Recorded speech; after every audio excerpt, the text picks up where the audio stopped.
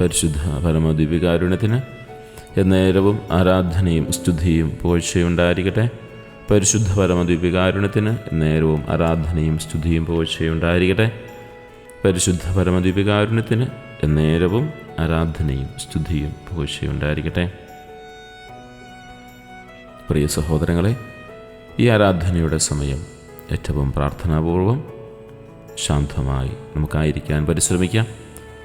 നമ്മുടെ ജീവിതത്തിലേക്ക് തമ്പുരാൻ നൽകുന്ന സകല കൃപകളെയും സ്വീകരിക്കുവാനായിട്ടുള്ള ഈ പുണ്യ നിമിഷത്തെ നമുക്ക് ഏറ്റവും സന്തോഷത്തോടെ ആനന്ദത്തോടെ സ്വീകരിക്കുകയും ചെയ്യാം.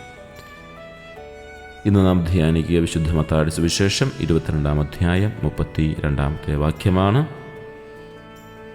ഞാൻ അബ്രാഹത്തിൻ്റെ ദൈവവും ഇസഹാക്കിൻ്റെ ദൈവവും യാക്കോബിൻ്റെ ദൈവവുമാണ് എന്ന് അവിടെ അരുളി ചെയ്തിരിക്കുന്നു. അവൻ മരിച്ചവരുടെ ദൈവമല്ല, ജീവനുള്ളവരുടെ ദൈവമാണ്. പ്രിയപ്പെട്ട സഹോദരങ്ങളെ, ഈശോയുടെ നാമത്തിൽ ഈ ആരാധനയുടെ നിമിഷത്തിലേക്ക് ഏവരെയും സ്നേഹപൂർവ്വം ക്ഷണിക്കുന്നു. നമുക്ക് പ്രാർത്ഥനാപൂർവം ഈ ആരാധനയിലേക്ക് പ്രവേശിക്കാം. നമ്മുടെ ജീവിതത്തിൽ, പ്രത്യേകിച്ച് നമ്മുടെ ഹൃദയത്തിൽ മരിച്ചുപോയ ചില ബന്ധങ്ങളുണ്ട്, നഷ്ടപ്പെട്ടു പോയ പ്രതീക്ഷകളുണ്ട്.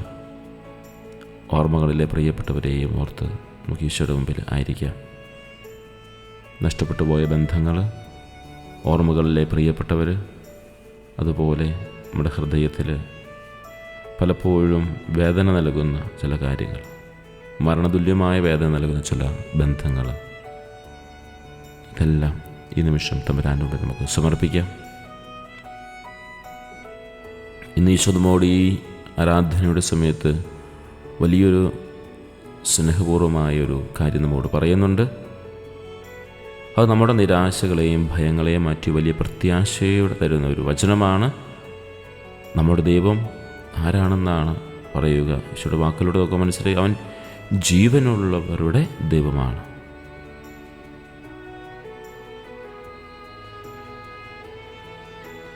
അതായത് ഈശോയുടെ പരസ്യ ജീവിത സമയത്ത് ഒരു കൂട്ടം സദ്ദുക്കായർ വന്ന് പുനരുത്ഥാനത്തെ നിഷേധിച്ചുകൊണ്ട് പറയുകയാണ്. ഈശോയുടെ തർക്കം പറഞ്ഞപ്പോൾ അതിന് നൽകുന്ന ഒരു മറുപടിയാണ്, അവൻ മരിച്ചവരുടെ ദൈവമല്ല, ജീവനുള്ളവരുടെ ദൈവമാണ് എന്ന് ഈശോ പറഞ്ഞത്. ഈശോ പറയുമ്പോൾ നമുക്ക് സാധാരണ മരിച്ചവരുടെ ദൈവമല്ല, ജീവിക്കുന്നവരുടെ ദൈവമാണെന്ന് പറയുമ്പോൾ ഒരു സാധാരണ രീതി വേണം നമുക്ക് എടുക്കാം. പക്ഷേ അതിന് ശക്തിയേറിയൊരു കാര്യമാണ്.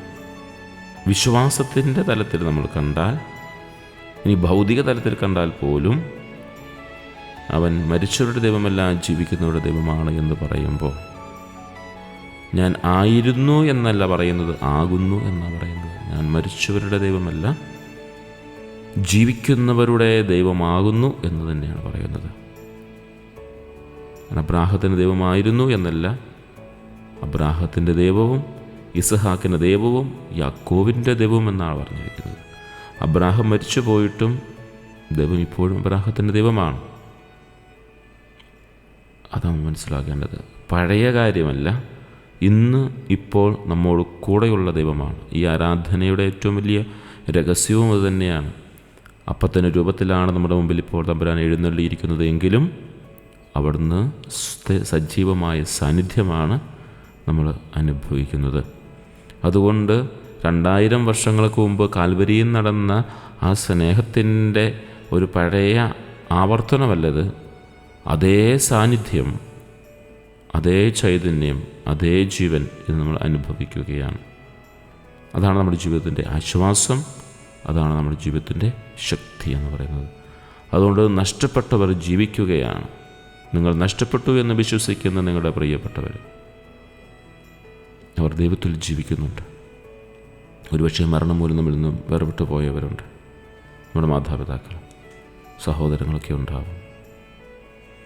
അവർ ദൈവത്തിൽ ജീവിക്കുന്നുണ്ട് എന്ന് നമുക്ക് വിശ്വസിക്കാനായിട്ട് സാധിക്കട്ടെ. ജീവിക്കുന്നുണ്ട് നമ്മൾ വിശ്വസിച്ചാലും ഇല്ലെങ്കിൽ. ഈശോയുടെ സ്നേഹം അവരെ ഇപ്പോഴും പൊതിയുകയാണ്. അവർക്ക് വേണ്ടി പ്രാർത്ഥിക്കുമ്പോൾ അവർ ഇപ്പോഴും അതറിയുന്നുണ്ട്. അതുകൊണ്ട് ഇനി നിങ്ങളുടെ പ്രിയപ്പെട്ടവരുടെ ഓർമ്മകളിൽ നിങ്ങൾ കരയുമ്പോൾ ഓർക്കുക, ഈശോയിൽ ജീവിക്കുകയാണ്. നഷ്ടപ്പെട്ട പ്രതീക്ഷകൾക്ക് ജീവനുണ്ട് എന്ന് തിരിച്ചറിയണം. നിങ്ങൾ കൈവിട്ടുപോയെന്ന് കരുതുന്ന നമ്മുടെ പ്രതീക്ഷകൾ, സ്വപ്നങ്ങൾ, ബന്ധങ്ങൾ ഈശോയുടെ കൈകളിൽ അത് മരിച്ചു പോയിട്ടില്ല എന്നോർക്കണം. അവൻ ജീവനുള്ളവരുടെ ദൈവമാണ്. നിങ്ങളുടെ രോഗം, നിങ്ങളുടെ കടം, കുടുംബത്തിലെ വഴക്കുകൾ, അസ്വസ്ഥതകൾ, വ്യക്തിപരമായ കുറവുകൾ, വ്യക്തിപരമായ വേദനകൾ എല്ലാം മരിച്ചുപോയി എന്ന് നിങ്ങൾ വിശ്വസിക്കുമ്പോൾ ഈശോ ആ സാഹചര്യത്തിൽ വന്ന് പറയുകയാണ്, ഞാൻ ജീവനുള്ളവരുടെ ദൈവമാണ്, ഞാനതിന് ജീവൻ നൽകും. നമ്മുടെ ഈശോ ഭൂതകാലത്തിൽ മാത്രം ഒതുങ്ങി നിൽക്കുന്ന ദൈവമല്ല, അവൻ ഇന്നലെയും ഇന്നും നാളെയും ജീവിക്കുന്ന ദൈവമാണ്. ഒരുവൻ തന്നെ, ഒരേപോലെ തന്നെയാണ്. ആ ദൈവത്തിലാണ് നമ്മൾ ആശ്രയിക്കുക. ആ തമ്പുരാൻ്റെ മുമ്പിലാണ് നമ്മളിപ്പോൾ ആയിരിക്കുക.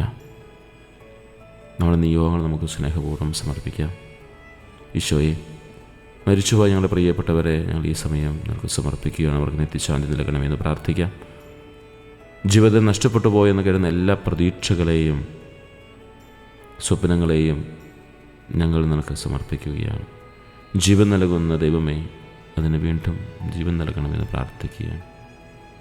പ്രിയപ്പെട്ടവരുടെ വേർപാടിൽ ദുഃഖിച്ചിരിക്കുന്ന എല്ലാവരെയും ഓർത്ത് പ്രാർത്ഥിക്കുക.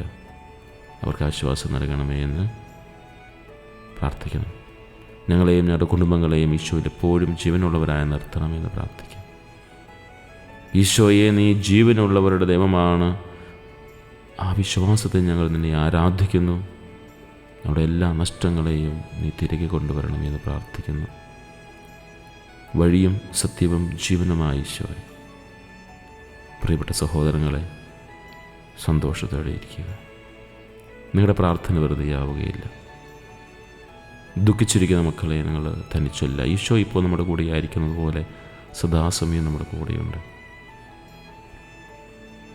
നിങ്ങളുടെ പ്രിയപ്പെട്ടവർ നിങ്ങളിൽ നിന്ന് വിട്ടകന്നു പോയെങ്കിലും ദൈവം അവരെ കാത്തു സൂക്ഷിക്കുന്നു. അവൻ മരിച്ചവരുടെ ദൈവമല്ല, ജീവനുള്ളവരുടെ ദൈവമാണ്. പരാജയപ്പെട്ടവരെ, നിങ്ങളുടെ സാഹചര്യം അവസാനിച്ചുവെന്ന് നിങ്ങൾ വിചാരിക്കരുത്. ഈശോയ്ക്ക് അത് വീണ്ടും അതിന് ജീവൻ നൽകാനായി കഴിയും. പ്രത്യാശ കൈവിടരുത്. രോഗികളെ, ഈശോയ്ക്ക് നിങ്ങളെ സൗഖ്യമാക്കാൻ കഴിയും. അവൻ ജീവനുള്ള ദൈവമാണ്. നിങ്ങളുടെ രോഗത്തിന് മേൽ അവൻ്റെ ശക്തിക്ക് ജീവൻ നൽകാൻ സാധിക്കും. പ്രിയപ്പെട്ടവരെ, നമുക്ക് വിശ്വാസപൂർവ്വം ഈ ദിവികാരുടെ ആരാധനയെ നമ്മുടെ നിയോഗങ്ങളെ സമർപ്പിക്കാം.